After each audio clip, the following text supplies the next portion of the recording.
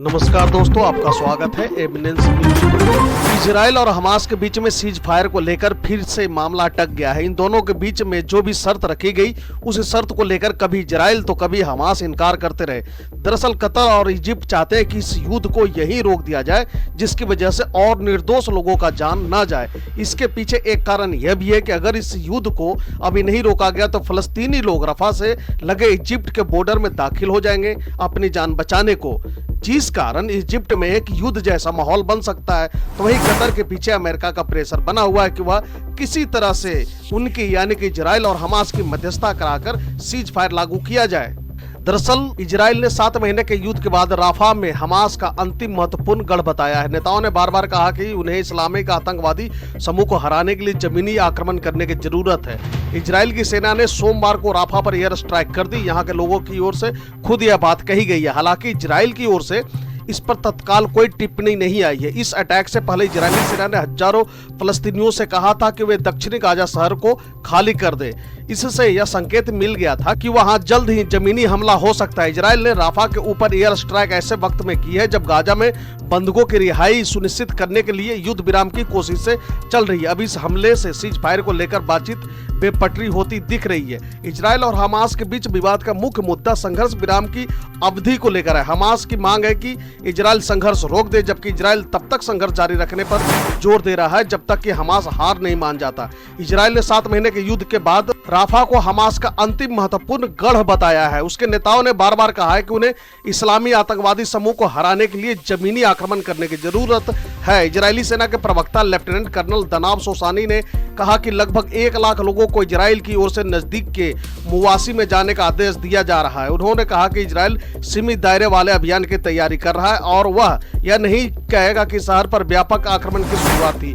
पिछले अक्टूबर में इजराइल ने औपचारिक रूप से जमीनी आक्रमण शुरू करने की घोषणा नहीं की थी। हालांकि हमास के हमले के जवाब में शुरू हुई उसकी कार्रवाई आज भी जारी है। इजराइल ने निकासी क्षेत्र का एक नक्शा प्रकाशित किया है। इसके बारे में आकाश से गिरा गए पर्चों, टेक्स्ट मैसेज और रेडियो से जानकारी दी जा रही है।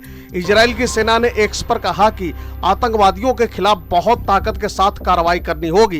राफा पर आक्रमण की इजराइल की योजना से दुनिया की चिंता बढ़ गई है, क्योंकि इससे वहां शरण लिए हुए करीब 10 लाख से भी अधिक फलस्तीनी नागरिकों का नुकसान हो सकता है। इजरायली रक्षा बल के बयान के अनुसार लोगों से कहा गया कि वे तट के पास इजराइल की ओर से घोषित मानवीय क्षेत्र मुवासी में चले जाए। सेना ने कहा कि उसने क्षेत्र में अस्पताल, तंबू, भोजन और पानी सहित सहायता का विस्तार पूर्वक इंतजाम कर रखा है। गाजा युद्ध विराम के प्रस्ताव को हमास के मान लेने के बाद भी गाजा में हमले नहीं रुके। प्रस्ताव मान लेने के बाद इजराइल ने कहा हमास ने जिस प्रस्ताव पर रजामंदी जताई है वे नरम प्रस्ताव हैं। 7 महीने से चल रहे युद्ध के बाद सोमवार को हमास ने ऐलान किया कि उसने इजराइल के संघर्ष विराम के प्रस्ताव को मान लिया है। हमास की ओर से कहा गया कि अब उसको इजराइल के जवाब का इंतजार है। हमास के ऐलान के बाद सबको लग रहा था कि अब गाजा में खून खराबा बंद हो जाएगा, लेकिन इसका उल्टा हुआ। शांति की जगह इजराइल ने राफा में हमले कर डाले। दरअसल हमास ने प्रस्ताव तो मान लिया है, लेकिन इजराइल इससे सहमत नहीं है। CNN के मुताबिक इजराइल की ओर से कहा गया कि हमास ने जिस प्रस्ताव पर रजामंदी जताई है वे नरम प्रस्ताव है। यानी हमास का मकसद अंतर्राष्ट्रीय समुदाय को यह दिखाना कि उसने संघर्ष विराम प्रस्ताव को मान लिया है। संघर्ष विराम को लेकर इजराइल द्वारा रखे गए प्रस्ताव में बंधकों की रिहाई के साथ फलस्तीनी कैदियों को छोड़ना, गाजा में मानवीय मदद पहुंचाना और अपने सैनिकों को साउथ गाजा और सेंट्रल गाजा से पीछे हटाना शामिल था। लेकिन इसमें पूर्ण संघर्ष विराम और इजराइल के सैनिकों का पूरी तरह से गाजा से वापसी न शामिल होने पर फलस्तीन समर्थकों ने इस प्रस्ताव पर आपत्ति जताई है। CNN के सूत्रों के हवाले से बताया गया कि मध्यस्थों ने हमास के द्वारा स्वीकार किए गए प्रस्ताव की बाधाओं पर फिर चर्चा शुरू की है, जिन पर इजराइल राजी नहीं है। कतर के विदेश मंत्रालय ने ऐलान किया कि वे एक डेलीगेशन को मिस्र की राजधानी कायरो भेज रहे हैं। इजराइल की ओर से भी अधिकारी कायरो जा रहे हैं, लेकिन साथ ही उन्होंने राफा में अपने हमले जारी रखने के संकेत दिए। तो वहीं हमास के रजामंदी वाले संघर्ष विराम के 4 चरण होंगे। प्रत्येक चरण 42 दिनों का होगा, जिसमें इजरायली बंधकों की रिहाई, गाजा के नागरिकों की घर वापसी और इजराइल फोर्स का गाजा से पीछे हटना शामिल है। पहले चरण में हमास और इजराइल के बीच अस्थायी तौर पर युद्ध रोका जाएगा और इजराइल अपनी सेना साउथ गाजा से पीछे हटाएगा, जहां गाजा के सबसे घनी आबादी। वहीं हमास 33 बंधकों को छोड़ेगा, जिसमें महिलाएं, 19 साल से कम उम्र के लड़के और 50 साल से ऊपर के बंधक शामिल होंगे। इसके अलावा हर दिन गाजा के आसमान से इजरायली प्लेन 10 से 12 घंटे के लिए नहीं उड़ेंगे। साथ ही संघर्ष विराम के दौरान इजराइल के सेना फलस्तीनियों को अपने घर वापस लौटने के लिए रास्तों को खोलेगी और कोई बाधा पैदा नहीं करेगी। अगले 3 चरण भी कुछ इसी तरह के होंगे। इजराइल हर एक बंधक को छोड़ने के बदले 30 फलस्तीनी कैदी अपनी जेलों से रिहा करेगा। महिला बंधकों के लिए ये संख्या 1 के बदले 50 फलस्तीनी कैदी रखी गई है। इजराइल ने राफा के रास्ते में रहने वाले करीब 1 लाख आबादी को रास्ता खाली करने के लिए कहा है। खबरों के मुताबिक सोमवार रात राफा पर गन फायर और हवाई स्ट्राइक भी की गई है। राफा गाजा की सबसे घनी आबादी वाला क्षेत्र है। राफा में सोमवार को हुई स्ट्राइक में करीब 5 लोगों के मरने की खबर है। हमास को उसके आखिरी ठिकाने में हराने के लिए इजराइल ने राफा पर इन्वेजन जारी रखने की प्रतिबद्धता दिखाई है, जिस पर अमेरिका ने इजराइल को चेतावनी भी दी है। इजरायली सेना के राफा में हमला शुरू करने के बाद हमास की तरफ से बड़ा बयान आया है। हमास के नेता इस्माइल हनिये ने सोमवार को कतर और इजिप्ट को बताया कि उनका फलस्तीनी संगठन सीज फायर का प्रस्ताव स्वीकार करने को तैयार है। बता दें कि कतर और इजिप्ट गाजा में सीज फायर के लिए इजराइल और हमास के बीच मध्यस्थता कर रहे हैं। इजिप्ट की राजधानी काहिरा में इसको लेकर बातचीत चल रही थी। बता दें कि इजरायली सेना ने फलस्तीनियों को राफा खाली करने का आदेश भी दे दिया था। इसके बाद बड़ी संख्या में फलस्तीनी अपना घर बार छोड़कर निकल गए थे। वहीं हमास ने भी इजराइल को धमकी दी। इससे पहले भी हमास ने मिस्र में सीज फायर के प्रस्ताव को स्वीकार करने का संकेत दिया था। हालांकि हमास ने जब सालोम क्रॉसिंग पर हमला किया तो सीज फायर की वार्ता विफल होने लगी। हमास के हमले में 4 इजरायली सैनिकों की जान चली गई थी। हमास के सीज फायर समझौते को मानने की बात पर इजरायली पीएम बेंजामिन नेतन्याहू ने कहा कि जिस समझौते की बात हमास कर रहा है वह इजरायली मांग से बहुत दूर है। अब भी हमास इजराइल की शर्त मानने को तैयार नहीं है।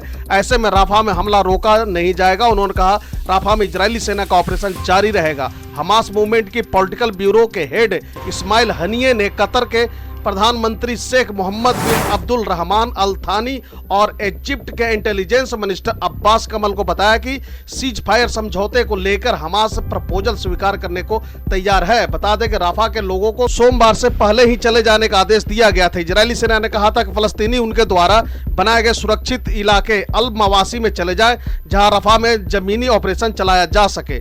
इजराइल ने राफा खाली करने को कहा था, लेकिन इस मामले में उसे अमेरिका का साथ नहीं मिला था। अमेरिका का कहना था कि गाजा के दक्षिणी शहर राफा में खाली करने का कोई एविक्यूएशन प्लान नहीं तैयार किया गया है। बता दें कि गाजा का फलस्तीनी स्वास्थ्य मंत्रालय के मुताबिक अब तक इजरायली हमले में 34,700 से अधिक लोग मारे गए हैं। इसके अलावा 78,000 से अधिक लोग घायल हो गए हैं। 7 अक्टूबर को हमास के इजराइल पर हमले के बाद यह तबाही शुरू हुई है, जिसमें 1200 से अधिक लोग मारे गए थे और 252 को बंधक बना लिया गया था। इजरायली प्रधानमंत्री नेतन्याहू ने कहा कि हमास ने समझौते का जो प्रस्ताव माना है वह इजराइल की बुनियादी मांग से कोसों दूर है, लेकिन वह बातचीत जारी रखेंगे।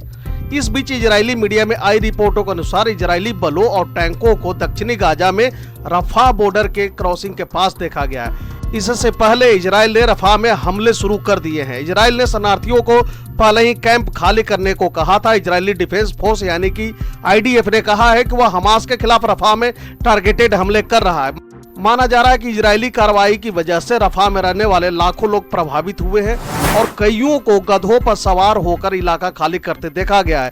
इजराइल ने खान यूनिस के पास एक कैंप से 1 लाख लोगों को निकालने का आदेश दिया है।